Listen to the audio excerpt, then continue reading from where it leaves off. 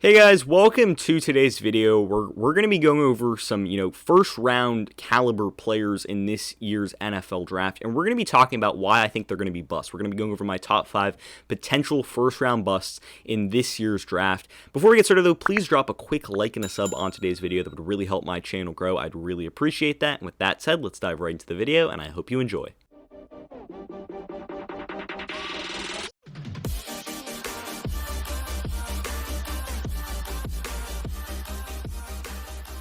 So let's start this off with a little bit of a surprise here, and I wanted to pick a quarterback to bust out. So out of the top 5 quarterbacks, I think Trey Lance has the biggest bust potential, and that's for a few reasons.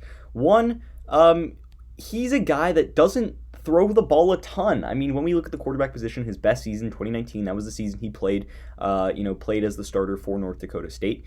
He threw for 2,788 yards, 28 touchdowns, no interceptions, but he was only throwing the ball 18 times a game. And if you're a quarterback, yeah, you got to be able to throw the ball.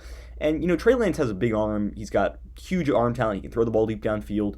But accuracy is another concern. There are a few concerns with Trey Lance. Sure, he's got that unworldly athleticism.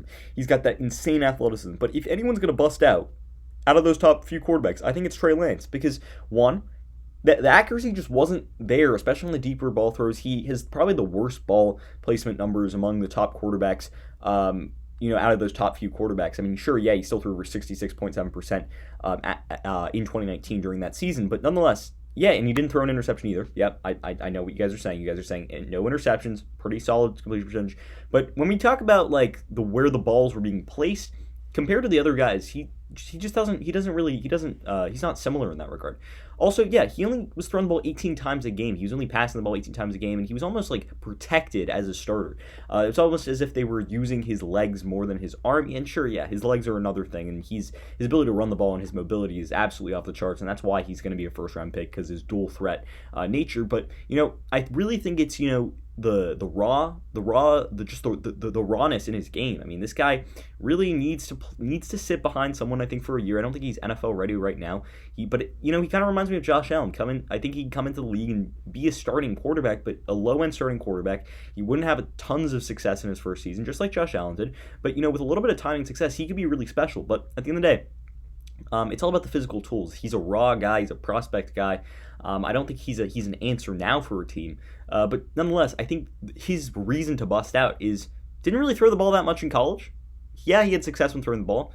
And, he has some accuracy concerns. And also, he didn't have that many. He didn't really anticipate throws either at North Dakota State University. So those are the reasons why I think he could potentially be a bust. Now, though, let's go to my next guy. A little bit of a surprise here, but it's going to be Micah Parsons, the linebacker out of Penn State, and that's for a few reasons. For starters, a guy like Micah Parsons, the number one thing that really scares me is the coverage, right? The coverage skills. To be a true 3-down linebacker in the NFL, to be a guy that you can count on game in and game out, a guy that you can really think can be an impact player at any level on a defense. You need him to be able to be solid in pass coverage, and that's where Micah Parsons really struggles. Sure, he's got the athletic traits. I mean, when you look at him, 6'3", 245, runs super fast, gets to the football, downhill runner, he's quick and athletic. But if you can't have success, as a pass coverage guy, then that scares me. I mean, his run defense grade according to PFF was a 94.8. That's obviously really high, but his coverage grade was a 68.5, really low. And also, he played a lot of zone coverage at Penn State, and when he was put in man coverage, those situations were not good for him. So to be a true 3-down linebacker in the NFL, which is where you're gonna get guys if you're drafting them in the first round, where Micah Parsons will go. Micah Parsons will be a first round pick, or should be a first round pick. They need to be able to really be good in pass coverage as well as a run defender, because you want them to play every down, every single snap that they can. So that scares me. That really scares me. The coverage playmaking is something that he doesn't have. He's a great run defender, an elite run defender, because he gets downhill in a hurry. He's fast, he's physical, super athletic, but the coverage also scares me. And also, another thing that I think is a little bit scary is, his off-the-field issues. At Penn State, he was involved in a hazing scandal. He was named as a ringleader of that scandal. So that's another thing that's concerning, character issues. Character issues, lack of being able to be super great in coverage, but at the end of the day, the physical skill sets are what's going to make him go really high. And at the end of the day, his sophomore season was fantastic. That was his season where he really established himself as one of the best linebackers in the country. He was a five-star recruit to Penn State. So this guy is a guy who's going to be good. I mean, he's going to be a good run defender in the NFL. It just can't be a good pass coverage guy. So that's why I think he could be another player to bust out. Also with the off the field issues too. Now though, let's turn our attention to a wide receiver, Jaylen Waddle. And you guys might be saying, "Oh, you're just talking about a fast wide receiver. You're going to think that every fast receiver taken the first round, taken high in the draft, is going to bust." And yes, that's kind of what I'm going for. But I also think there's some other things about a guy like Jaylen Waddle that does concern me. And with a guy like Jaylen Waddle, the number one thing that scares me, it's got to be being mostly a speed guy, right? At the end of the day, he's a speed guy. His twitch and athleticism and burst is what's making him go in the first round. That's at the end of the day what's happening. And if we look at his best season, that was 2018, where he had 848 receiving yards, 7 receiving touchdowns on 45 catches. So he's a guy that doesn't need a lot of touches. He's versatile. He doesn't need a lot of touches. He spreads out the field, expands the defense, and he can produce. However, what are the issues? What is the recent history of taking fast receivers in the first round? And I mean, guys that are fast. Like, that's their number one quality. John Ross did not go well. Hollywood Brown, he's not a first round pick. Okay, and the list goes on too. Henry Ruggs, we didn't really see him last year because he got injured, but overall he didn't look fantastic either. So that's something that concerns me. Taking a fast receiver in the first round, that's a guy that uses the fast receiver that uses speed as their number one thing. That concerns me. Sure, Jaylen Waddle is a much better route runner than all three of those guys. He's a much better route runner than Marquise Brown. He uses his hips better than a guy like John Ross or Henry Ruggs. He's got some wiggle. He uses head fakes to create space, and he's a much better route runner. But also, he's on the smaller side. As a faster guy, you're going to be on the smaller side. He's 5'10", 182 pounds. He's not a complete receiver because I think he's a little bit shorter. And sure, when he had to go up and catch the football a little bit at Alabama, he was able to do that. There's a few throws from Mac Jones last season where Jaylen Waddle was able to go up and make some plays. But I think overall, Waddle's size and really being a speed-first guy concerns me. And also the injury history and the lack of being able to stay on the field. He's got very limited experience. He's only played 971 career snaps at Alabama. So it's not like he played a ton either. So we didn't really, injuries were a huge problem. Obviously, last season, 2020, missed most of the season because of an ankle injury. I think that was an ankle injury. So I think he broke that ankle against Georgia, and you could still see. I mean, he played in the national championship game, but he was hobbling on the field. So injuries are another concern, and injuries and being a speed guy and lack of size, all of these things concern me when it comes to Jaylen Waddle. I think he's being overhyped just because of how explosive he can be, but I don't really know if he's a volume player. And when you're taking a first round receiver, you want a guy that can catch 80, 90 passes in a season and be a volume receiver and be really productive as a volume guy. So with that said, I think Jaylen Waddle's another guy that kind of scares me, and I think he's another guy that could easily bust. Now, though, let's go on to more of a pass rusher. We're going to go with 2 pass rushers here to end it. We're going to start with Kwity Paye, the defensive lineman from Michigan. Really solid player, but we're gonna break him down in just a sec. So the thing with Kwity Paye is it's all about his athleticism. It's all about his athletic traits. It's all about what he can do with his size. I mean, the guy's 6'4", 272. I think he fits best probably in a 3-4 base defense, as one of those pass rushers on the outside of that, in a 3-4 set. But, this is a guy he's going to explode because of his insane, 3-cone drill, his insane 40 time. He's going to get insane numbers on those things. And the thing is, I mean, this guy is big, he's beefy, he's able to really just sink low and he's that drive. But when I'm taking a first-round pass rusher and a guy who's going to go after the quarterback game in, game out, down in and down out, you want a guy that's produced. And Kwity Paye has not produced at the college level. He just hasn't. The most sacks he's ever had was 5 sacks in 2019, and he's only had 9 career sacks in 3 seasons in the college level. So that's concerning. He's much better as a run defender. He's a pretty solid run defender. He was definitely above average in that regard.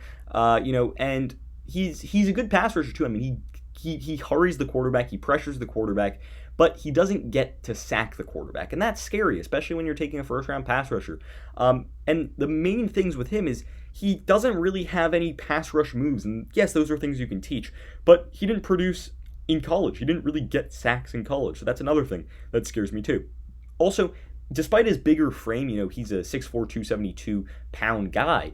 He has struggled against rushing against interior offensive linemen, and he's a bigger guy, so you would want him on rushing against guards, getting around centers, and just bull rushing guys. He doesn't do that, and he kind of gets off and goes. He doesn't have a plan, and these are all things you could probably teach with those freakish athleticism. But when I'm taking a guy in the first round, Kwity Paye smells like a bust to me. He just does, and it's for the reason of I don't think that he couldn't produce at Michigan. I don't think he can produce in the NFL. And it's all these, he's got these natural athletic gifts, but I don't think he has a natural, feel for getting to the quarterback. And I think that's absolutely imperative when you're drafting a guy in the first round, even if they have ridiculous traits like Kwity Paye does. You need a guy to have really good athleticism and really the ability to get to the quarterback. And Kwity Paye, he didn't really do that in college. So that scares me. Another guy that I want to talk about that also didn't really get to the quarterback in college a ton, that's going to be flying up draft boards is Jason Oweh. And Jason Oweh is going to be flying up draft boards because he's 6'5", 252. Maybe actually I think he's actually more like 257, but he's like 255-ish. He ran a 4.36 40 time at 6'5", 255. Let's say that's insane. That's ridiculous. And you might be like 6'5", 255. He's just an athletic dude. Ran a 4.36. Yeah, that's ridiculous. That is an insane time. You do not see that every day. So that's why he's going to draft up. He's going to go up draft boards, and he's probably going to be a first round pick because of that insane 40 time, that insane athleticism he has. And in that regard, he's another guy like Kwity Paye in the fact that the kid didn't produce at Penn State. He didn't produce. The most sacks he ever had was 5 sacks. 2019, he had 2 sacks in 2018, no sacks in 2020. But he's just a guy that I don't think can really get to the quarterback. Sure, he's fast, but I think he actually has more bust potential than a guy like Kwity Paye. The good thing with Jason Oweh is he's a pretty solid run defender. The really thing about him is that as a pass rusher, you want him to be able to get to the quarterback. He didn't really do that in college. He really didn't. And he's really fast, but his straight line speed does not match his agility. It doesn't match, his ability to get around defenders. He doesn't have that, knack for getting around and getting to the quarterback. That's what I see on tape with him. And also, he doesn't look strong enough. He doesn't look powerful enough. And yeah, he can build and continue to work and get and hit the gym really. But I just think it's another thing where it's like with Kwity Paye, he doesn't look confident as a pass rusher. He doesn't really have the moves for it. He doesn't really set up offensive linemen, and he's not violent enough with his hands. He just needs to get a lot more aggressive and just go. And instead of just using his speed, which I think he can use his speed better. He can be a speed rusher, but I think he needs to really work on his hands. But I think overall, the reason he's going to go in the first round or really high in this draft is because of that insane 40 time, that insane athleticism you don't see every day. So with that said, that's why he's going to go high, but I think that he's not going to end up being a really good player in the NFL. I think he'll be an average to below average player just because he's a solid run stopper too, and that's important. And I think I think he could probably be an average player, but he's not going to live up to his draft position just because he didn't produce in college. And if you don't produce in college, I personally don't think you're going to be really able to be super successful in the NFL, even if you have freakish athleticism and freakish talent. So with that said, I just don't think that Jason Oweh is going to be able to be a first round pick. First rounder kind of player in the NFL. So with that said, I think Trey Lance, I think a guy like Micah Parsons, Jaylen Waddle, Jason Oweh, and Kwity Paye are all real opportunities. They have real big opportunities to bust, and I'd be interested to see what you guys have to say on those players too. And with that said, that's pretty much going to end the video for today. Did you agree with my analysis? Why or why not? Leave your comments and thoughts in the comment section down below. I'd love to hear what you guys have to say. Also, if you're new around here, please drop a like and a sub on today's video. I'd really appreciate that. And with that said, I hope you enjoyed the video, and until next time, see ya.